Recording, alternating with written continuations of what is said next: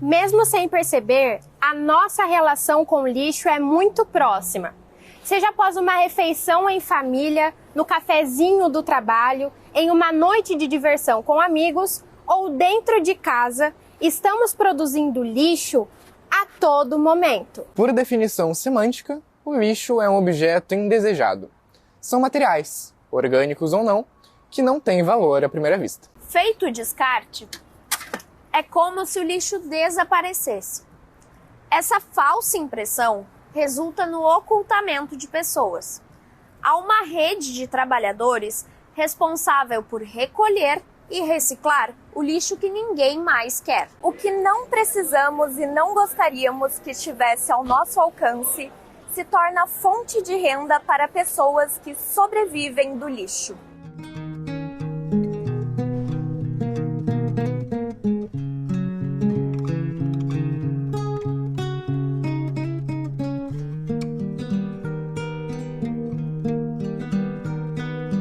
A Loici é uma mãe de família, né, que já criou os filhos, tem netos, ajudou a criar os netos, sempre trabalhando, muitos anos da minha vida aqui.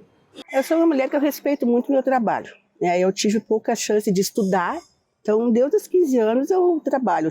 Loici é uma das recicladoras pioneiras do Centro de Triagem da Vila Pinto, localizada na comunidade Bom Jesus, em Porto Alegre. Diz que trabalha no centro desde que foi fundado, há 27 anos. Junto de mais 34 trabalhadores, Loici faz a separação de materiais recicláveis vindos da coleta seletiva da cidade.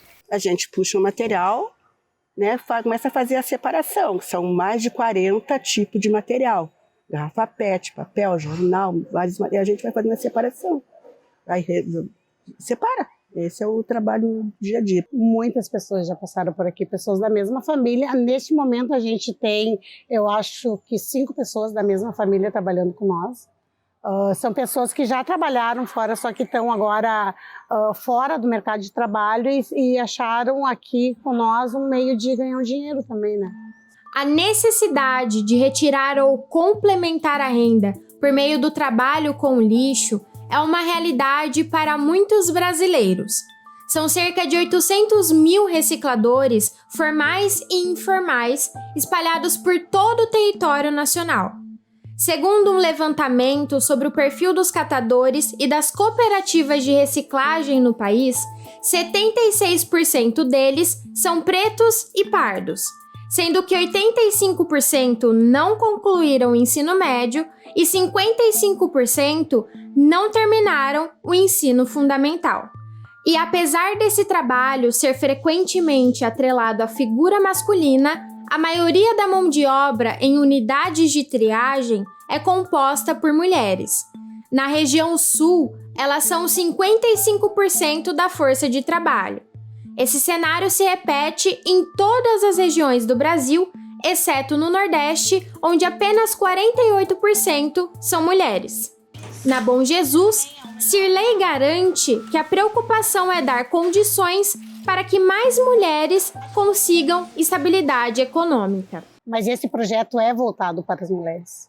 Ele foi feito para as mulheres.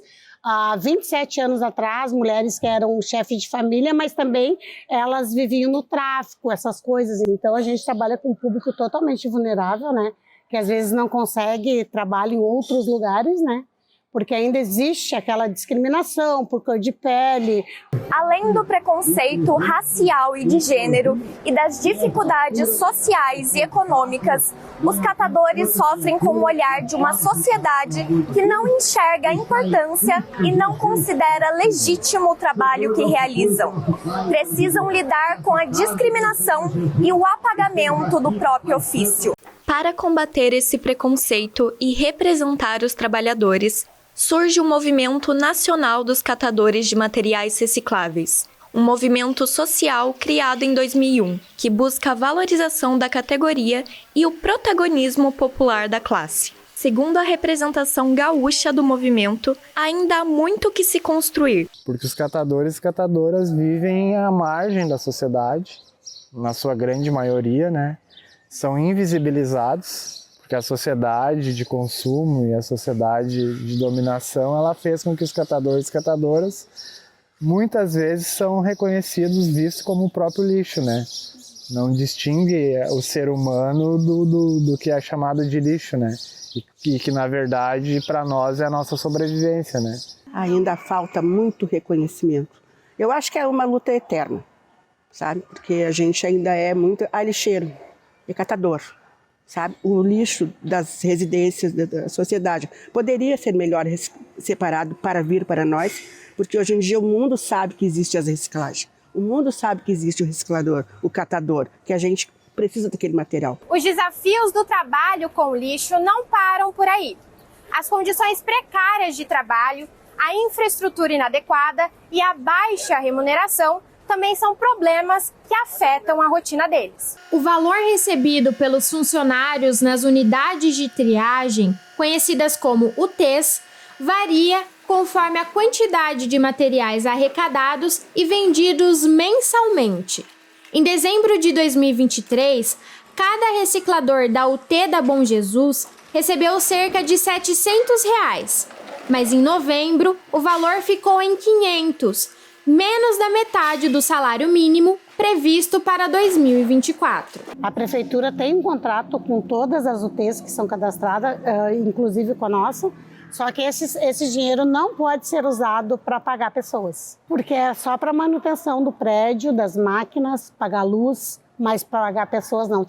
Chega a ser triste, né? Eu tenho uma situação, né, mais ou menos, mas tem gente que sobrevive só desse dinheirinho, tem gente que paga aluguel, tem gente que tem filho pequeno, então fica bem difícil para toda a categoria, né?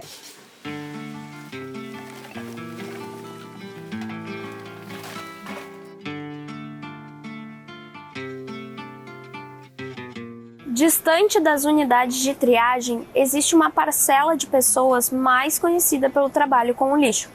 São os catadores e catadoras. Para a maioria deles, a rua é ao mesmo tempo espaço de trabalho e moradia. São ainda mais apagados pela sociedade. Muitos deles não possuem nem mesmo documento de identificação. Éder é uma das tantas pessoas que tem a rua como lar. Sobrevive com a renda que consegue tirar da venda dos resíduos em algum dos 17 pontos de compra de materiais em Porto Alegre. É lá que ele encerra seus dias após uma longa e desgastante jornada de trabalho. Que o lixo começa a sair de manhã às 8 horas, que é Ipiranga, segunda-feira. Aqui, daí a gente diz assim que é lixo para todo mundo é feliz segunda. E aqui na Independência ali, que vai sair para Oswaldo, que tem aquelas entradas assim que desce para ser no Oswaldo, né? Ali é das 5 horas da tarde em diante. Daí a gente tem que estar esperto. Eu estou sempre esperto. Tem vezes que eu já durmo por ali mesmo, como eu te falei. Dando uma manta ali, uns papelão bem bom, grossinho. Assim. O catador tem 50 anos e vive nas ruas desde os 13. Hoje, carrega na pele o peso de ter passado uma vida marcada pela solidão e pela dureza das circunstâncias. A sua história, assim como a de muitos outros catadores, revela cicatrizes invisíveis de uma vida às margens da sociedade. Minha mãe que trabalhava, né, para sustentar nós. Daí tinha minhas irmãs também que estudavam. Daí, no caso, eu ficava sozinho no mundão, desde pequeno já, né, sozinho. Daí, quando vê, minha mãe faleceu, daí minhas irmãs se casaram. Daí, imaginei eu com 13 anos morando sozinho. Já era. Daí eu vim pro Centrão aqui e nunca mais saí. Imagina quanto tempo eu já tô cansadão. Em Porto Alegre, uma pesquisa indicou que a população que vive na rua é de mais de 5.700 pessoas, um número 244% maior do que a contagem da prefeitura.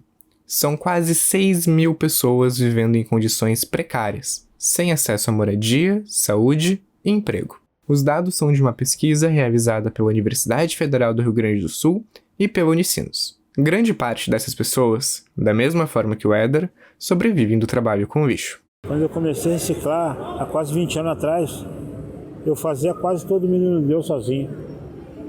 Daí agora o cara tá, tipo, aqui tem uma quadra, daí eu tô indo aqui, daí tem o container aqui, ó.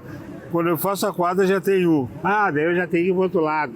A percepção de Éder do aumento significativo no número de catadores nas últimas décadas condiz com os dados. Em 2002, o Brasil contava com cerca de 128 mil pessoas que trabalhavam com materiais recicláveis. Em 2019, esse número mais do que dobrou e atingiu a marca de 281 mil pessoas. Os dados são do PNAD, a Pesquisa Nacional por Amostra de Domicílios. Segundo a PNAD contínua, entre 2012 e 2017, período em que o desemprego subiu de 6,8% para 13,9%, o número de catadores aumentou em 76%. Já entre 2017 e 2019, quando a taxa de desempregados baixou para 11%, houve redução na quantidade de pessoas que viviam da coleta de resíduos. Quando o desemprego aumenta o número de pessoas catando também, né? Porque a catação, no fundo, é a última alternativa que as pessoas têm antes de cometer algum delito, entende? Tipo, não tem trabalho, não consigo trabalho, estou desempregado, o que eu vou fazer? Eu vou catar.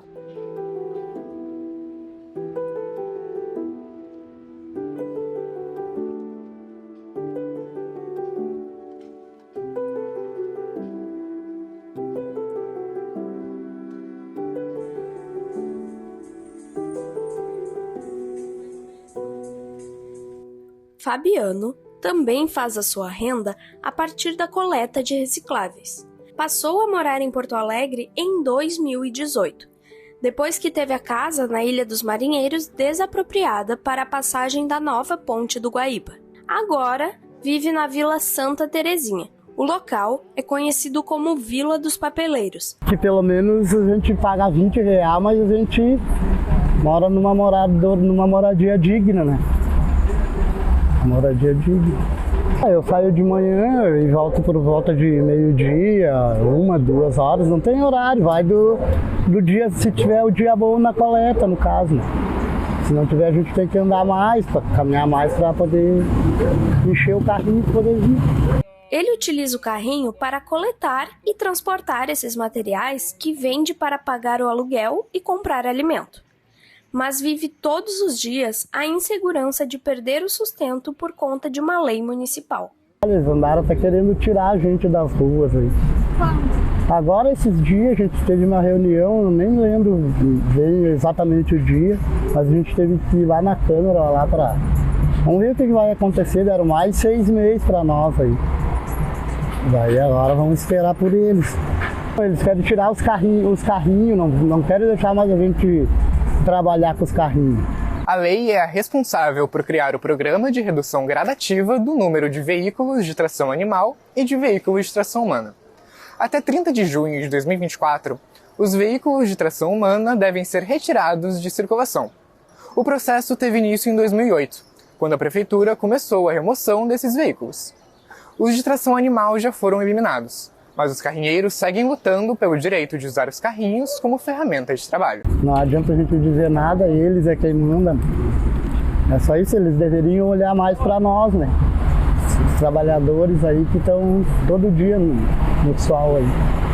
E eles deveriam ser muito mais incentivados, protegidos, terem leis que cuidassem deles, que incentivassem o trabalho deles, que regulassem também o trabalho deles, né, para não serem tão explorados. E isso, lembrando sempre, tanto do ponto de vista formal, do lixeiro, né, que a gente chama, né, o cara que trabalha lá pendurado no caminhão de lixo, mas aquele catador informal com a sua carrocinha. Os dois são muito importantes. Não é porque um está formal e o outro não está formal que o informal tem que ser menosprezado ou desestimulado ou até punido.